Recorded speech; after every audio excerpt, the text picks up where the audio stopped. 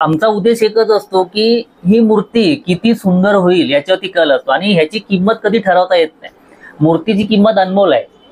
55 वर्ष झाली आमच्या कारखान्याला. माझ्या जन्माच्या अगोदरपासून आमच्या वडिलांनी कारखाना चालू ठेवलाय.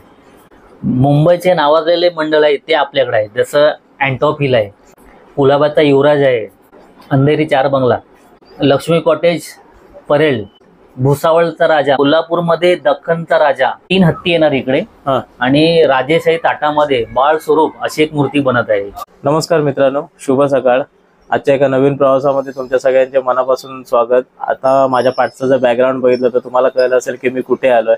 मी आज आलोय मनपसंत गणेश आर्ट म्हणजेच मनपसंत गणेश चित्रशाळेमध्ये, ज्याचा आपण गेल्या वर्षी देखील व्हिडिओ बनवलेला होता आणि आज आपण भेटणार आहोत संजय वलीवडेकर या मूर्तिकारांना.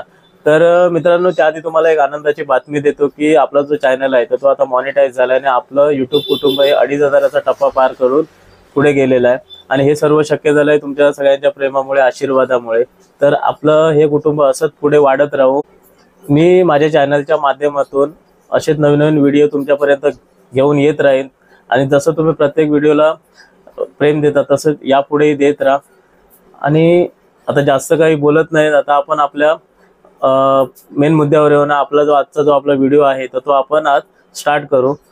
तर मित्रांनो, ह्या कारखान्याबद्दल जर सांगायचं झालं तर गेल्या वर्षी मी इथे एक व्हिडिओ शूट केला होता आणि त्या व्हिडिओला तुमच्या सर्वांकडून खूप चांगला प्रतिसाद मिळाला. आणि यावर्षी देखील मी विचार केला की आपण या कारखान्याला भेट देऊ आणि एक असाच एक पूर्ण व्हिडिओ बनवू. कारण ज्यावेळी मी कारखान्यामध्ये फेरी मारून गेलो त्यावेळी इथे ज्या गणपतीच्या ज्या मूर्ती होत्या त्यामध्ये व्हरायटीज होत्या आणि एक आपल्या मराठी माणसाचा कारखाना जो मुंबईसारख्या ठिकाणी आहे तर त्याला आपण एक प्रमोट असं म्हणणार नाही, पण माझी अशी इच्छा होती की तो कारखाना तुमच्या सर्वांसमोर पुन्हा एकदा घेऊन यावा. मित्रांनो, हा जो कारखाना आहे ना, तर हा आकुर्ली हनुमान मंदिर जे आहे तर त्या मंदिरापासून हा साधारण 1 मिनिट चालत आल्याच्या नंतर आपल्याला हा कारखाना आहे. तर इथे येण्यामागचा मूळ उद्देश काय, ते इथे आपल्याला प्लॅस्टर ऑफ पॅरिस आणि माती अशा दोन्ही प्रकारामधल्या ज्या मूर्ती आहेत तर त्या मिळून जातात. इथे कोणकोणत्या गणपतीच्या मूर्ती आहेत, किती फुटामध्ये अवेलेबल आहेत, त्याच्या किमती काय आहेत. आता गणपतीची मूर्तीची किंमत करण्यात की आपण मोठे नाही, त्या मूर्तीचे जे मूर्तिकार आहेत संजय दादा, तर त्यांच्याकडनं आता आपण जाणून घेणार आहोत. तर मित्रांनो, आता आपल्या समोर आहे संजय दादा, जे आता नव्याने मूर्ती घडवत आहेत. आता त्यांनी जी मूर्ती घडवायला घेतली आहे तर त्या मूर्तीचं जे आता बेस आहे तर त्या बेसवरती ते काम करत आहेत. चला आता मी तुमची ओळख करून देतो. कशा आहात दादा? मस्त एकदम. कसं चाललंय गणपतीचं काम? व्यवस्थित एकदम. दरवर्षीप्रमाणे ह्या वर्षी जोशात आणि आनंदात काम चालू आहे. अच्छा, मग आता गणपतीचं सध्या जे का बनवण्याचं काम आहे ते चालू, म्हणजे रंगकामाला वगैरे अजून सुरुवात केलेली नाहीये? नाही, आता सुरुवात होईल 1-2-3 दिवसामध्ये.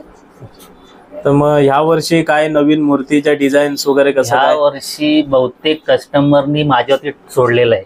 अच्छा. दरवर्षी काय होतं, कस्टमर स्वतः सांगतात की मला अशी पाहिजे तशी पाहिजे, पण ह्या वर्षी असं झालेलं की माझ्यावरती ढकललं की तुम्ही जे बनवाल ती मूर्ती आम्ही घेऊन जाणार. अच्छा, मग आता ह्या वर्षी आता आपल्या कारखान्यामध्ये किती फुटापर्यंतची मूर्ती आहे, म्हणजे सगळ्यात मोठी मूर्ती किती फुटाची आहे आता?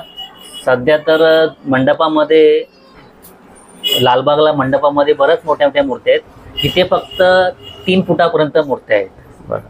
बाकी सगळ्या मोठ्या मूर्त्या मंडपात आहेत. इथे फक्त लहान मूर्त्या आता सध्या चालू आहेत, ते पण 3 फुटापर्यंतच्या.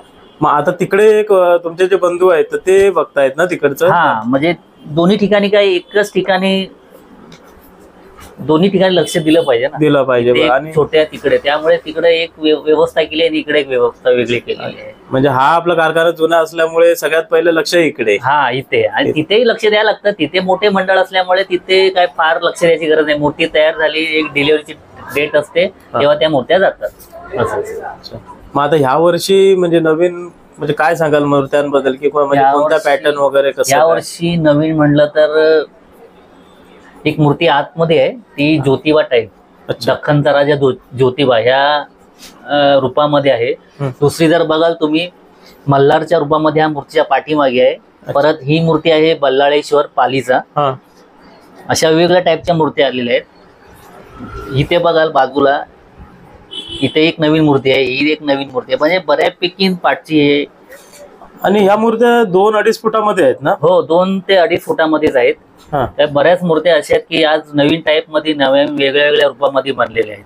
मग आता ह्या ज्या मूर्त्या तुम्ही दाखवल्या ह्या मातीमध्ये आहे सर्व, ह्या सर्व मातीमध्ये. आणि ही जी गणपतीची आता रांग आहे तर ही मला वाटतं प्लॅस्टर ऑफ पॅरिसची हा, असावी ती ना? प्लॅस्टर ऑफ पॅरिसची आहे, पण शक्यतो मातीच्या मूर्त्या जास्त आहेत. प्लॅस्टर ऑफ पॅरिसचे जे गणपती वगैरे आहेत हम्म. तर त्याच्यावरती काही नवीन निर्बंध वगैरे नाही आणले नाही, तसं? आता निर्बंध होते पीओपीच्या मूर्त्या बनवू नका, पण हायकोर्टाने आणि एक मूर्तिकार संघटना अशा आणि आपली उत्सव समिती या सर्वांनी मिळून पीओपी बद्दल जे पुरावे दिले होते ते यशस्वीरित्या होऊन आज हायकोर्टाने आपल्याला पीओपी मुक्त केलेलं आहे आणि पीओच्या मूर्त्या तुम्ही बनवू शकता. म्हणजे साधारण आता किती फुटाची मूर्ती वगैरे आपण बनवू शकतो वगैरे काय? मूर्तीची जी अट होती उंचीची ती सध्या नाहीये. तुम्ही किती उंच मूर्ती बनवू शकता, फक्त ती काळजीपूर्वक बनवा. म्हणजे खूप उंच मूर्ती बनवली ती काही पडू नये किंवा काय होऊ नये यासाठी काळजी घ्या, आणि शक्यतो जास्त मोठ्या मूर्त्या बनवू नका, आवाक्यात बनवा. कारण की कसं आहे, ब्रिज आहेत किंवा मध्ये झाडं आहेत, वायरी आहेत, याचा अभ्यास करूनच मूर्ती बनवा. बरं. आता ही जी तुम्ही मूर्ती बनवताय तर ह्या मूर्तीमध्ये म्हणजे काय दाखवण्याचा प्रयत्न करणार तुम्ही, म्हणजे ही याची जी डिझाईन कशी असणार आहे? ही जी मूर्ती आहे ही आहे हत्तींवरती बसलेली, हत्ती सिंहासन. अच्छा. 3 हत्ती येणार इकडे हा. आणि राजेशाही ताटामध्ये बाळ स्वरूप अशी एक मूर्ती बनत आहे. अच्छा. आता ही मूर्ती आउटलाईनचे काम चालू आहे. ही जशी मूर्ती तयार होईल तेव्हा ह्याचा व्हिडिओ नक्कीच काढा तुम्ही. आणि किती फुटाची? ही 2.25 फूट आहे. 2.25 फूट. 2.25 फूट. आणि ज्यावेळी मूर्ती पूर्ण होईल तर त्यावेळी या मूर्तीची साधारण किंमत किती असेल? साधारण किंमत कशी असते, तर किंमत आपण ठरवतो, जी वेगवेगळ्या किमती असतात, पण जसा हँडमेड असेल, पूर्ण काम माती डायरेक्ट करायचं असेल तर त्याची किंमत वाढते. पण जर समजा डाय मधली असेल तर कमी होते. साधारण समजा ना, डाय मधली हीच मूर्ती डाय मधली असेल तर कदाचित 7-8 हजार गेली असते. अच्छा. पण हे जे आता तुम्ही मूर्ती काम करताय पूर्णपणे हाताने करताय, यामध्ये कोणताही साचा वगैरे जास्त वापरलेला नाही? हा, साचा वापरला नाही, म्हणजे आउटलाईन साठी साचा वापरायला लागतो जेणेकरून हलकी व्हावी. बरोबर. आणि हलकी होण्यासाठीच जरा त्याचा सांगाडा किंवा ढाचा वापरायला लागतो की जरा हलकी व्हावी म्हणून.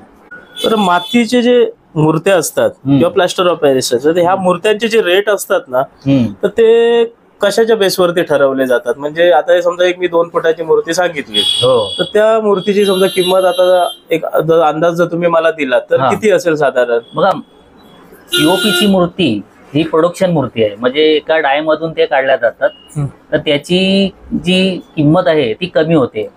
आणि मातीची मूर्तीची किंमत थोडी वाढते. त्याचं कारण काय, ह्याची डाय नसते, ह्याच्यातून मग ती बनवायला वेळ लागते. समजा रबर डाय असती तर ही मूर्ती आजच्या तारखेला 2-3 बनल्या असत्या, पण आज ही एकच मूर्ती बनते. कदाचित हिला 2 दिवस पण लागतील, 3 दिवस पण लागतील. म्हणजे जर डाय असेल तर आपलं प्रोडक्शन फास्ट होतो. बरोबर, अगदी.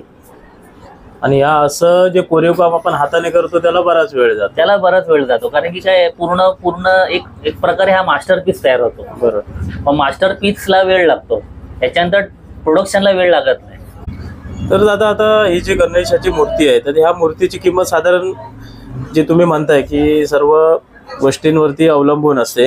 हो. खरं बघायला गेलं तर गणपतीच्या मूर्तीची किंमत करण्या एवढे आपण मोठे नाहीच. नाही, बरोबर. पण याबद्दल तुम्ही म्हणजे मला एक सविस्तर काय सांगाल आपल्या युट्यूब चॅनलच्या माध्यमातून? बघा, मूर्तिकार जेव्हा मूर्ती घडवतो त्याच्या डोक्यामध्ये हे थॉट नसतो की मला किती पैसे भेटतील. म्हणजे प्रॉफिट हा उद्देश नसतो. आमचा उद्देश एकच असतो की ही मूर्ती किती सुंदर होईल याच्यावरती कल असतो, आणि ह्याची किंमत कधी ठरवता येत नाही.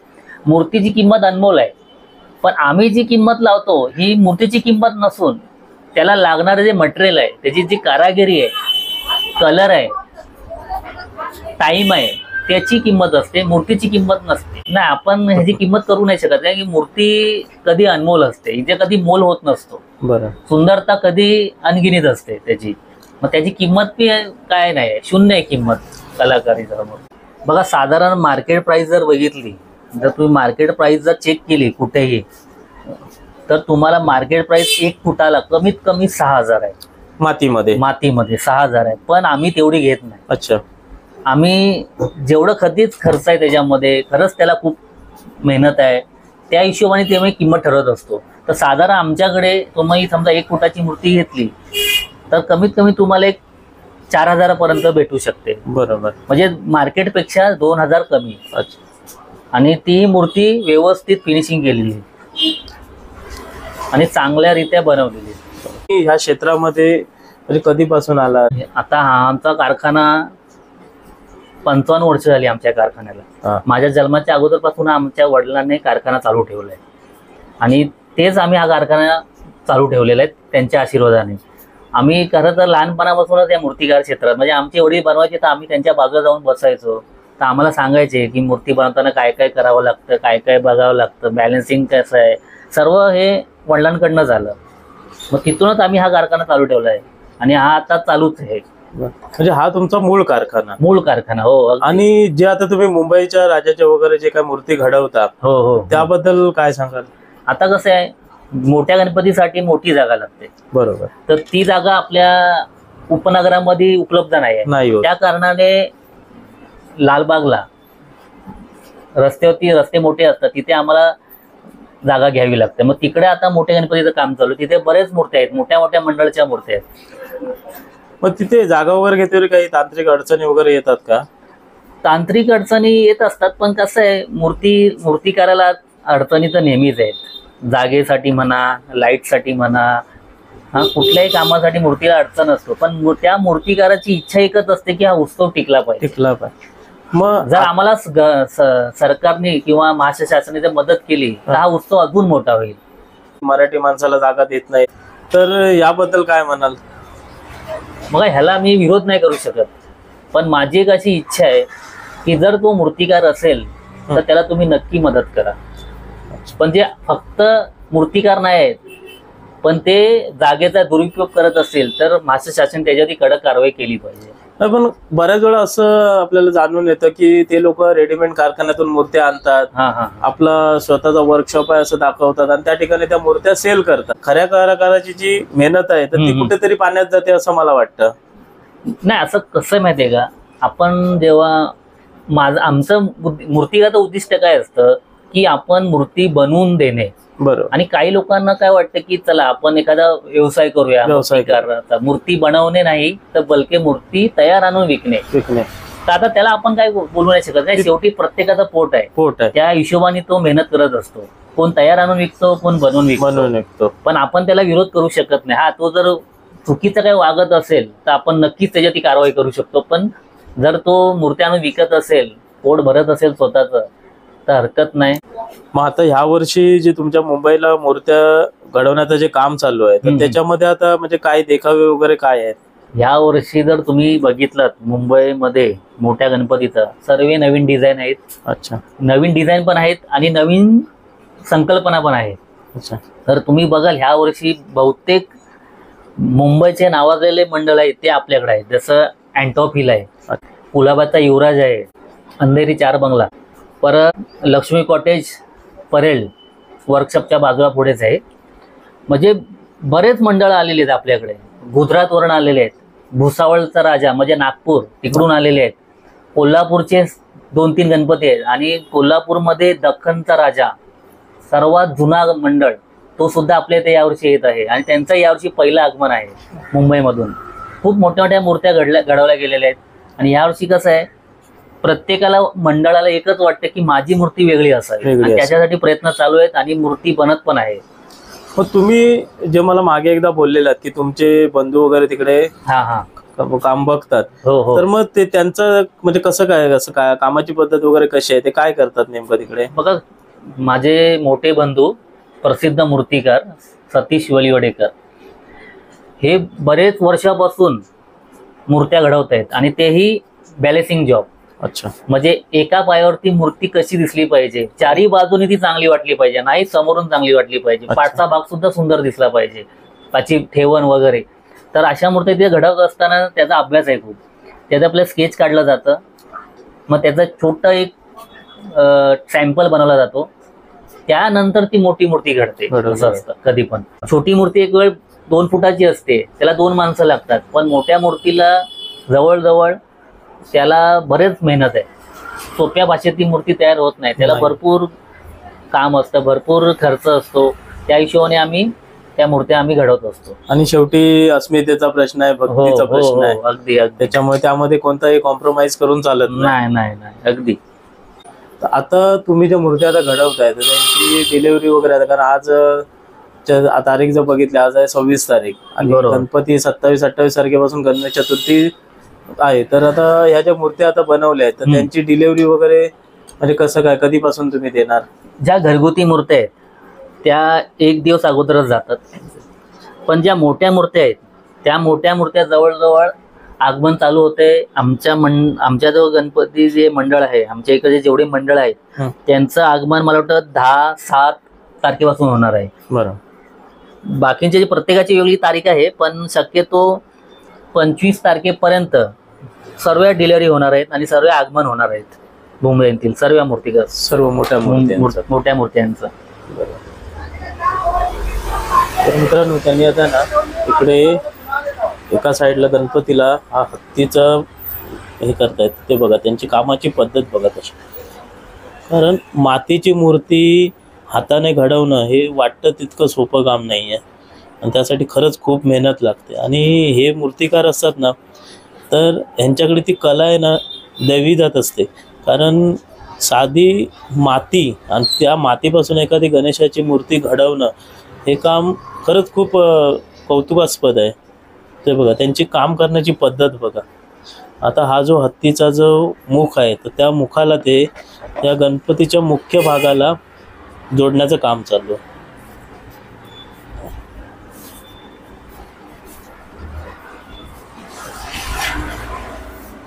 हे सर्व करण्यामध्ये उद्दिष्ट एकच आहे की आमच्या हातून चांगली मूर्ती घडावी आणि मूर्ती ही प्रत्येकाला अशी मनमोहक दिसावी, हाच उद्देश असतो.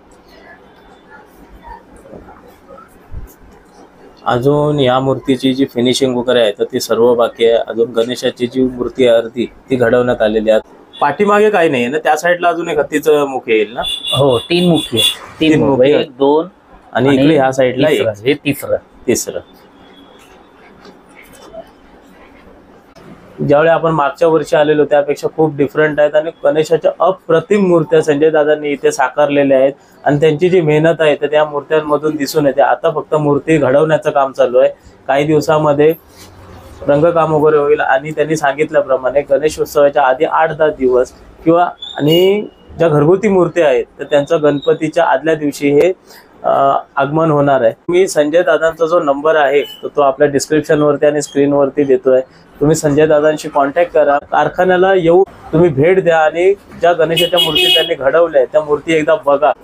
तर मित्रांनो, आज आपण संजय दादांशी मनसोक्त गप्पा मारल्या. तर आपली ही जी मराठी संस्कृती आहे, जी आपली गणेशोत्सवाची परंपरा वर्षानुवर्ष चालत आलेली आहे तर ती आपण कशी जपतो तर याबद्दल त्यांनी खूप चांगल्या प्रकारे मार्गदर्शन केलं. आता त्यांच्या कारखान्यात ज्या काही मूर्त्या वगैरे आहेत तर त्यांच्या किमतीबद्दल त्यांनी सांगितलं. तर मित्रांनो, आजचा जो आपला व्हिडिओ आहे तो मी आता इथेच संपवतो. भेटू पुन्हा अशा एका नवीन माहितीपूर्ण व्हिडिओमध्ये, नवीन प्रवासात. तोपर्यंत काळजी घ्या.